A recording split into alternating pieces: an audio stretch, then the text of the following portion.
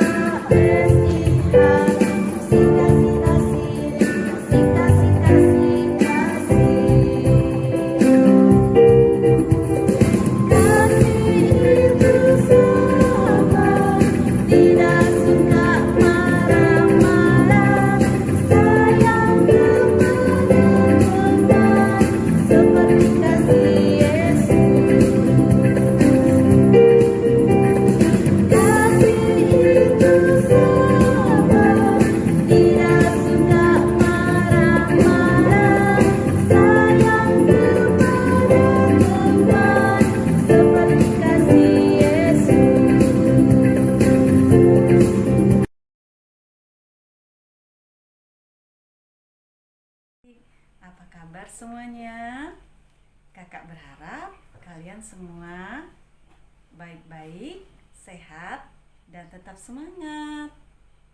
Kita bersyukur karena pada hari ini kembali kita boleh bersama-sama mendengar firman Tuhan, mendengar cerita Alkitab. Untuk itu, mari semuanya duduk dengan tenang di samping papa dan mama atau di samping orang tua kalian untuk mendengarkan firman Tuhan. Sebelumnya, kita ambil sikap berdoa kunci tangan. Yuk sama-sama kakak kita berdoa. Tuhan Yesus, terima kasih untuk waktu ini di mana kami akan mendengarkan firman Tuhan. Kiranya Tuhan berkati setiap pribadi anak-anak kami agar pikiran dan hati mereka tertuju kepada firman Tuhan. Ini doa kami ya Tuhan, di dalam nama Yesus kami berdoa. Amin. Adik, cerita Alkitab yang akan kakak sampaikan pada hari ini terdapat dalam Yohanes pasal 21 ayat 1 sampai 19. Kitab yang akan kita dengar bersama pada hari ini, Yesus bertemu dengan murid-muridnya. Kalau minggu lalu kita sudah mendengar kisah bagaimana Kleopas bertemu dengan Yesus setelah Yesus bangkit. Nah, hari ini kira-kira seperti apa lagi ya? Siapa lagi ya yang bertemu dengan Yesus setelah Yesus bangkit? Yuk kita saksikan bersama. Adik-adik, murid Yesus ada berapa orang? Iya, ada 12 orang, yaitu Petrus, Andreas, Yakobus, Yohanes, Filipus, Thomas, Matius, Bartolomeus, Yakobus, anak Alpius, Tadius, Simon, dan Matias menggantikan Yudas Iskariot. Nah, adik-adik, sebelum Tuhan Yesus mati di kayu salib, Ia sangat mengasihi murid-muridnya, dan sesudah Ia bangkit, Ia masih tetap mengasihi mereka. Kasih Tuhan Yesus tidak berubah sampai kepada kesudahannya. Tetapi Tuhan Yesus bangkit dari kematian dengan tubuh yang baru yang kita sebut tubuh kebangkitan. Sekarang Ia tidak selalu bersama dengan murid-muridnya seperti pada waktu sebelum kematiannya. Tetapi sewaktu-waktu Ia berjumpa dengan mereka. Ia masih ingin mengajar banyak hal pada mereka yang perlu mereka ketahui sebelum Ia kembali ke surga. Waktu Yesus menjumpai murid-muridnya setelah Ia bangkit, mereka berada di Yerusalem. Tuhan Yesus mengatakan bahwa Ia akan menjumpai mereka lagi di Galilea. Oleh karena itu, para murid kembali ke Galilea tempat asal mereka, tetapi mereka tidak tinggal bersama-sama lagi sepanjang waktu. Adik-adik hebat, kita lanjut cerita Alkitabnya ya. Tetap semangat! Pada suatu hari, 7 murid Tuhan Yesus bertemu di pantai danau Galilea. Mereka adalah Simon Petrus, Yakobus dan Yohanes, Nathanael, Thomas, dan 2 murid lain yang namanya tidak disebut. Mereka menantikan Tuhan Yesus, akan tetapi Tuhan Yesus belum datang. Mereka tidak tahu di mana Ia berada. Petrus berkata kepada murid-murid yang lain, "Aku hendak menjala ikan malam ini. Kami ikut." Sahut mereka. Mereka bertuju mendapatkan sebuah perahu kecil dengan jala di dalamnya. Pasti mereka mengenal pemiliknya ya adik-adik dan sudah minta izin untuk memakai perahunya pada malam itu. "Ayo, kita lemparkan jala," kata Petrus. Shh. Mereka menebarkan jala ke danau dan menunggu. Tetapi sesuatu yang aneh terjadi. Tidak seekor ikan pun mendekati perahu dan jala mereka. Mereka mencoba dan mencoba lagi di tempat yang lain. Jala mereka masuk ke dalam danau tetapi sia-sia. Tidak ada ikan yang dapat ditangkap meskipun sepanjang malam mereka berusaha. Sampai fajar menyingsing, tidak seekor ikan pun yang masuk ke dalam jala mereka. Dalam kesunyian pagi, tiba-tiba terdengar suara yang memanggil mereka dari pantai. "Hai anak-anak, adakah kamu mempunyai ikan?" "Tidak," jawab mereka serentak. Mereka tidak tahu siapa dia yang berdiri di pantai memanggil mereka. Kemudian terdengar lagi suara, "Lemparkan jalamu ke sebelah kanan perahu. Nanti kalian akan mendapatkan ikan." Lemparkan jala lagi. Hal itu sudah dilakukan sepanjang malam. Tetapi aneh, murid-murid melakukannya juga tanpa bertanya. Orang yang di pantai itu kedengaran sangat yakin dengan janjinya. "Nanti kalian akan mendapatkan ikan." Shh. Mereka menebar jala ke dalam air. Tiba-tiba jala mulai bergerak. Terasa ada sesuatu yang kuat menarik perahu mereka. Sekelompok besar ikan datang ke dalam jala mereka. Murid-murid mencoba untuk menarik jala kembali ke dalam perahu. Tapi jala terlalu berat. Mereka tidak dapat menariknya. Tiba-tiba Yohanes berpaling dan melihat ke arah pantai. Orang itu masih berdiri di sana. Yohanes memegang bahu Petrus dan menunjuk ke pantai. Katanya dengan mata yang berseri, "Tuhan Yesus." Langsung ia memakai jubahnya dan terjun ke dalam air. Ia ingin menjadi orang pertama yang menjumpai Tuhan Yesus di pantai. Pantai juga tidak terlalu jauh, hanya 90 meter jauhnya. Murid yang lain menyusul dengan perahu, menarik jala yang penuh dengan ikan besar. Setelah semua turun dari perahu, Petrus kembali ke perahu. Ia menyeret jala ke pantai, kemudian mereka menghitung jumlah ikan. Ada 153 ekor ikan besar di dalam jalanya. Kemudian Tuhan Yesus mengajak para murid untuk sarapan, makan roti dan ikan. Yesus melayani mereka seperti tamu, sementara mereka duduk di pasir dan makan bersama dalam terang matahari pagi. Tidak seorang pun berbicara, tidak ada yang bertanya. Mereka semua tahu siapa yang melayani mereka. Dialah Tuhan mereka yang bangkit. Mereka merasa gembira berkumpul bersama dengan Tuhan Yesus lagi. Sesudah sarapan, Tuhan Yesus berpaling kepada Petrus dan bertanya, Simon anak Yohanes, apakah engkau mengasihi aku lebih daripada mereka ini? Jawab Petrus, Benar Tuhan, engkau tahu bahwa aku mengasihi engkau. kata Tuhan Yesus. Gembalakanlah domba-dombaku. Untuk kedua dan ketiga kalinya, Yesus bertanya dengan pertanyaan yang sama kepada Petrus. Ketiga kalinya, Petrus menjawab dengan bersedih hati. Ia ingat pada malam itu, di mana halaman rumah imam besar, 3 kali ia berkata, "Aku tidak mengenal orang ini." Sekarang ia ditanya 3 kali juga. Dengan sedih, Petrus menjawab, Tuhan, engkau tahu segala sesuatu. Engkau tahu bahwa aku mengasihi engkau. Anak-anak yang dikasihi Yesus, sekarang Petrus tahu bahwa Tuhan Yesus sudah mengampuni dia. Ia juga tahu bahwa dia tidak boleh kembali kepada pekerjaan lamanya menjala ikan. Tuhan Yesus sudah memberi tugas baru kepada dia. Sekarang ia diberi tugas untuk mengembalakan domba-domba Tuhan Yesus. Siapakah domba-domba Tuhan Yesus, anak-anak? Mereka adalah orang-orang yang akan datang untuk percaya kepada Tuhan Yesus. Mereka harus diajar dan dipelihara dan dijaga. Setelah pertemuan di tepi pantai Danau Galilea itu, para murid tidak lagi menjala ikan. Bukan karena mereka tidak senang menjala ikan, tetapi karena Tuhan Yesus telah memberi tugas baru yang dapat dilakukan oleh mereka saja.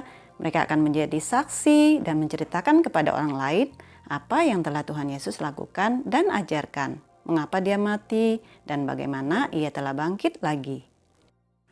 Adik-adik hebat, jadi Tuhan Yesus menyatakan kasih-Nya terhadap murid-muridnya di tepi pantai Danau Galilea dengan cara memberikan ikan sebanyak berapa? 153 ekor di dalam jalannya, yang sebelumnya mereka tidak dapat apa-apa ya. Selanjutnya, waktu Tuhan Yesus bertanya kepada Petrus, apakah ia mengasihi dia? Kira-kira jawaban Petrus apa adik-adik yuk? Iya, aku mengasihi engkau. Petrus benar-benar mengasihi Tuhan Yesus sesuai dengan janjinya. Petrus menjadi gembala yang baik bagi domba-domba Tuhan Yesus. Ia menjadi pemimpin gereja di Yerusalem. Ia juga menulis 2 buah surat kepada gereja-gereja yang terdapat dalam Perjanjian Baru dan dibaca berulang-ulang oleh semua orang Kristen di seluruh dunia. Adik-adik yang dikasihi Tuhan, andai kata Tuhan Yesus bertanya kepada kalian hari ini, apakah kalian mengasihi Dia? Bagaimana jawaban kalian?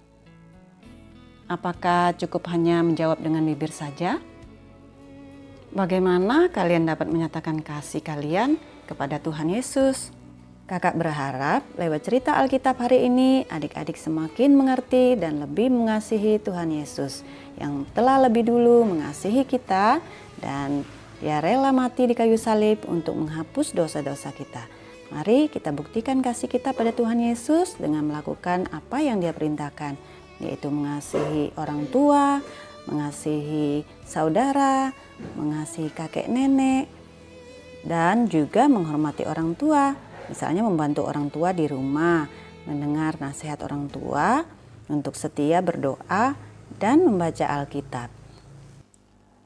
Adik-adik, mari kita berdoa. Tuhan Yesus, terima kasih untuk firman Tuhan yang sudah kami dengar hari ini. Ampuni kami jika selama ini kami tidak taat perintah-Mu. Ajarlah kami mengasihi, menghormati, mentaati orang tua sebagaimana seharusnya kami sebagai anak-anak Tuhan. Dalam nama Tuhan Yesus, kami sudah berdoa. Haleluya. Amin. Adik-adik yang dikasihi oleh Tuhan Yesus, demikian cerita firman Tuhan hari ini. Sampai jumpa minggu depan. Salam. Puji Tuhan, kita sudah mendengarkan cerita kebenaran firman Tuhan yang sudah disampaikan oleh Kakak Elizabeth. Sekarang kita mempersiapkan persembahan syukur kita kepada Tuhan. Kita memberi dengan penuh sukacita sambil memuji Tuhan. Adik-adik di rumah silakan berdiri. Kita memuji Tuhan dengan satu pujian yang mengatakan, kasih Yesus indah, oh indah. Ikuti gerak dan lagunya ya.